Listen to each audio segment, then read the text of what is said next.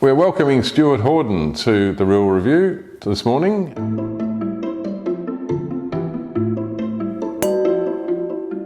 Stuart, good morning and welcome, and congratulations on Brokenwood being in the top wineries of the year for 2022, well done. You're the chief winemaker at Brokenwood.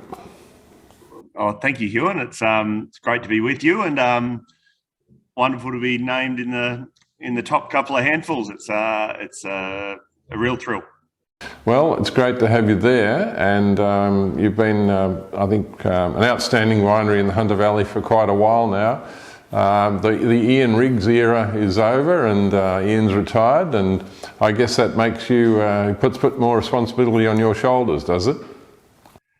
Oh, a little bit. I guess it's sort of probably been a bit of a long time coming in that regard. I've just finished my 13th vintage here at Brokenwood, but all of which have been working pretty closely with Riggsy, so it hasn't been much of a change of the guard, to be honest. Riggsy still does a little bit of, we still see a fair bit of him around. He still pops his head in to look at things here and there, and it's been a pretty interesting few years for everyone. So it's nice to have our it's nice to have the wines sort of up there at the moment. I think we've had a couple of last 5 years. It's been a very diverse range of harvests. So it's nice to see us. It's good to know that we're sort of thereabouts regardless of the season. Yes, 2020 was obviously a badly smoke-affected year for the Hunter, and I'm not sure if you made many wines that year yourselves, but of course Brokenwood is now quite a diverse company where you produce great wine from many different regions now, and that's a bit of an insurance policy, I guess. But certainly, I think up until 2020 we were very, I guess we'd always felt that our motto of the right regions for the right reasons had always held us in good stead, but it almost came undone in 2020 when not just the Hunter, but the entire east coast of Australia was impacted by the fires. So I guess we draw fruit from obviously the Hunter Valley as our largest growing region, but Orange in central New South Wales, Beechworth, northeast Victoria, all three of these were really impacted by bushfire smoke, unfortunately. So the impact on our single vineyard wines was very heavy in 2020. Yeah, I guess you make that wonderful Rainer vineyard Shiraz from McLaren Vale, but that's pretty much a drop in the ocean, I guess, for a company like Brokenwood, even though it probably adds quite a bit to the bottom line because it's quite an expensive wine. But you didn't make any orange wine at all in 2020? No, unfortunately. So our fruit resource in Orange is from the Forest Edge Vineyard, which is quite one of the higher vineyards, not just in Orange, but in the country. It's a bit over 1,000 metres, 3/4 of the way up Mount Canobolas. They were impacted by smoke there as well, unfortunately. So we were able to pick we picked Sauvignon Blanc, but the single vineyard Chardonnay, which is really what that vineyard's most celebrated for, was unfortunately badly damaged by smoke taint. Yeah.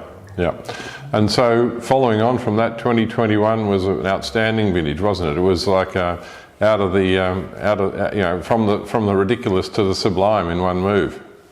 It was it was good to be back with some great fruit back in the winery, particularly coming off the challenges of 20.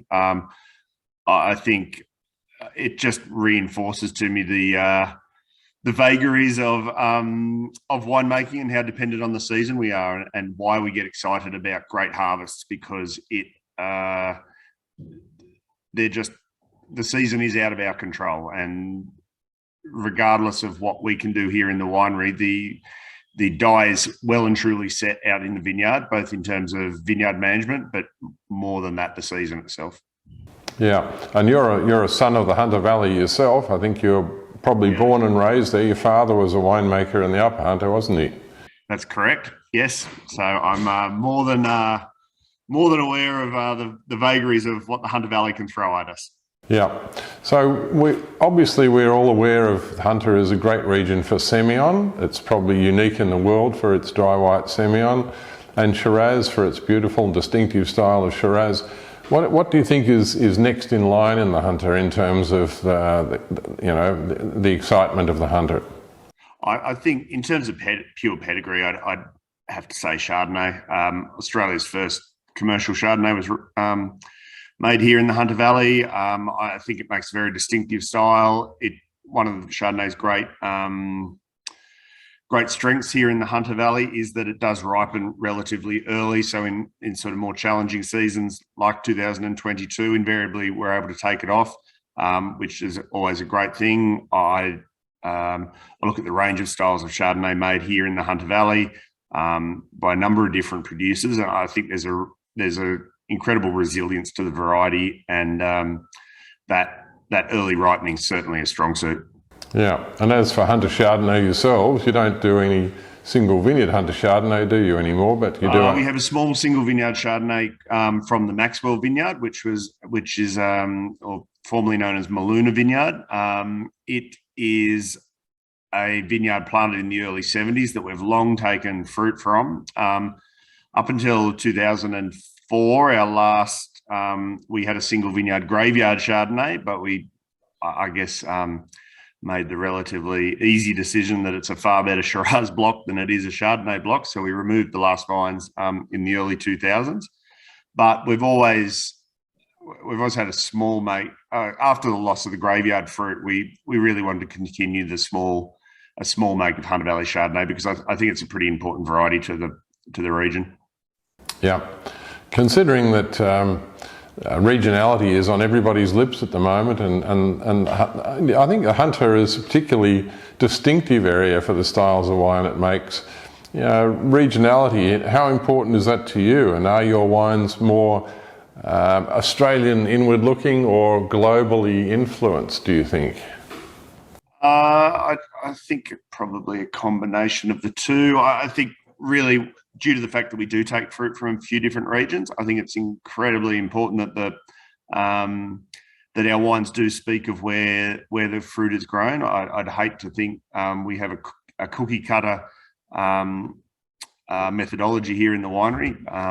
So I particularly our single vineyards, I think I really aim for the wines to speak with great clarity of the variety they're made from, the region they're grown, and the vineyard that they come from. I think to release a single vineyard wine, I think there has to be incredible pedigree in that site, as opposed to just I guess a more regional view. The single vineyard focus is probably a little bit more of the driver than the actual region, but I think when they're on song, one looks after the other quite well.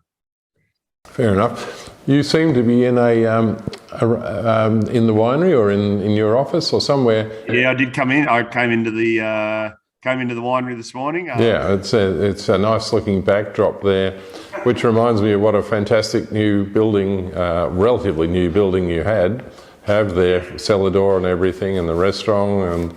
And not long after you opened it, of course, COVID came along, which probably meant it was quiet for a while.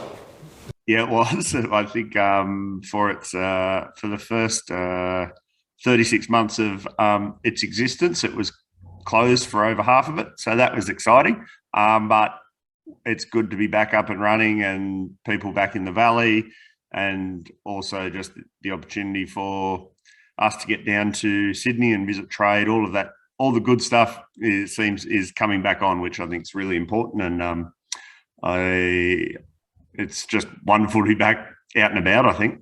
There was a time there where we were hearing stories, especially from the Hunter, that people had run out of wine. And even during the pauses in the lockdown, when people were allowed to travel within New South Wales, they were going to all the wine regions and there was no wine.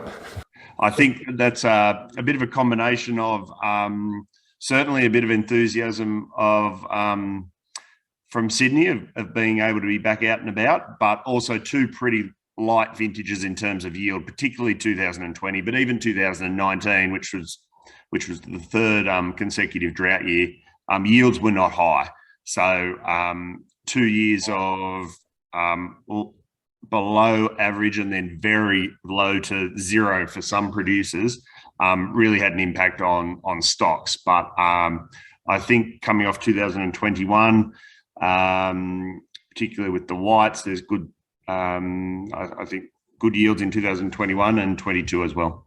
Excellent. Well, we look forward to drinking more Brokenwood wine. Thanks for joining us, Stuart Hordern, Chief Winemaker, Brokenwood, and congratulations again on being in the top wineries this year, 2022 top wineries. Hope to see you at some of our events during the next few weeks. Cheers, Huon. I'll see you soon.